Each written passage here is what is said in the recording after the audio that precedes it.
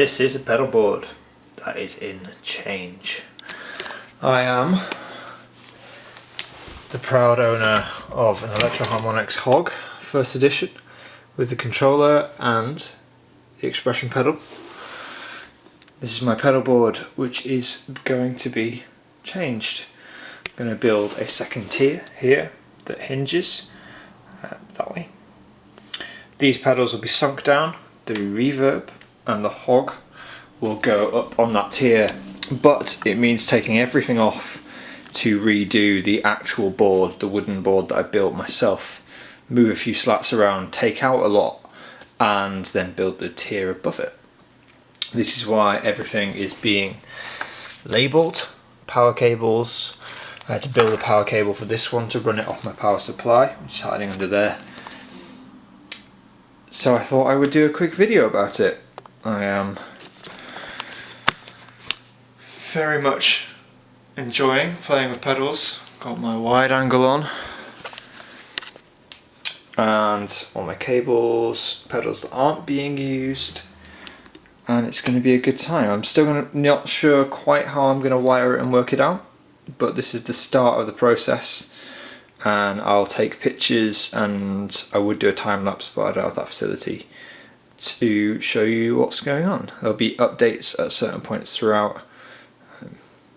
Thanks for watching. Here we are again, progress update. I flipped the board upside down, unplugged and labelled all the power cables. I have stacked all my pedals here. The Hog's ready to go, and I am going to swap this bar to here, remove a lot of these, and then build the rack shelf that will go at the other end. I'll do more updates as the evening progresses. Okay, so we're back in. Some of the planks have been cut. I'm about to start making the hinge section of the pedal board. You can see from here, the Hog is sat on the top. It's all just loosely fitted together. There are the drive pedals hiding underneath. The Hog and the Blue Sky by Strymon are both on here. That's where the looper will be. This messy end is where the volume pedal, the Hog controller, and hopefully my RC3 looper and tuner will sit. Not sure the tuner is going to fit. That's a bit of a bugger. I'll have to find somewhere of putting that where I can see it. But otherwise, going well. Looking good. Look at this. It's getting wired in. I'm taking my time, checking things over. I do need to give it an audio check and a power check. But here is the Hog and the Blue Sky sat up on what is actually now an MDF shelf, because it was just so much easier with the fastening situation. These aren't velcroed down, but as you can see, they will hinge up to reveal all the pedals underneath, which will be nicely cable tied and velcroed down as well. Hinges to make it all safe, and I might even fix a latch on the side here so this doesn't shift in transit, but it shouldn't do. The pedalboard case should hold that. The RC3 is being moved to here. The Hog controller, which, the stock one is massive. It is almost as big as the Hog itself. It's bigger than my Eventide Time Factor. It is a big pedal, and it doesn't need to be that big. So I have my wonderful friend Aidan at Denver Guitar Studios. You should go check out their YouTube channel. He's doing a video about rehousing this thing for me, or with me. He did the drilling of it yesterday, and I'm going to get it off him on Sunday, and then hopefully Sunday or Monday or Tuesday is my next day of work. I will rehouse that. It will fit snugly in that gap for it there. This might get replaced. The only downside so far is that my tuner no longer fits in the hole it's been sat in for a while. So I might need to buy a smaller tuner, which is a shame, because it's a great tuner. Joyo JT305. But Joyo just released an Ironman tuner, so I'm going to speak to them, see about getting one of those. More updates to come from the pedalboard of Win. After a quick line check and some bare feet, I have discovered that the compressor mounted under here isn't working at the moment. I need to work out why, but I have to go to work. But everything is powered up, everything else is working, everything else is sounding great. It's actually really nice to have Give me a second to shift some stuff around in my hands. Here we go, hold them on. It's really nice to have these two little yo-yos on the board. The delay on the left is good fun, and the one on the right gives me a kind of different vibe of drive, and now I've got the space for it. It's great. I can see from under there that the LEDs on the compressor are working, so I'm wondering if just a patch cable's failed. I'll find that out in a little bit. But right now I have to go to work. So until later, this is Beardy Sounds out. More pedalboard to come later. I'm really excited to get this playing. One more quick update. The compressor has been fixed. The cables, there's a broken cable in there, so I've sorted that. The hinge is working. Painted black, nice. These are now velcroed down. They will get tidied and straightened. And this is where these are going to live. So this will get sorted pretty quick. Here we are, guys, with another quick update.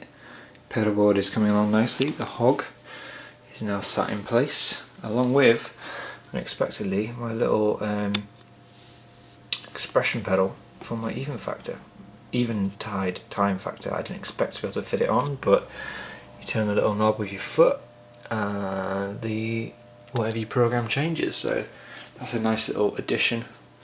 I've yet to see if the pedalboard lid fits on, because it is a tall pedalboard now with these switches. Had some power issues yesterday where the power supply was being tripped. It was overheating because of the current draw, and the hog was tripping when you tried to use it. It would just turn off and turn back on, but it meant it wasn't doing very good. So I amended this. I moved the compressor, which was under here, to be under here. There it is in the back with its coloured lights lighting up the lid, which meant I had to readjust some of these. But it now fits. It gives the power supply some more space, and more importantly, I've rejigged what is being powered from where. So this is the Yankee PSM2, I believe. It's a phenomenal power supply. It's 5 isolated banks, 4 of them with 1,500 milliamps each. That's more than anything else. And the final one has 3,000, but it's AC only. So I'm not using the AC. The time factor and the hog require their own isolated banks, and they need about 500 milliamps each, 9 volt. Both of them center positive for some reason. So they are running in their own banks. This one is taking up one of the banks that can do battery sag, but I'm not doing that. And this is taking up one of the larger banks.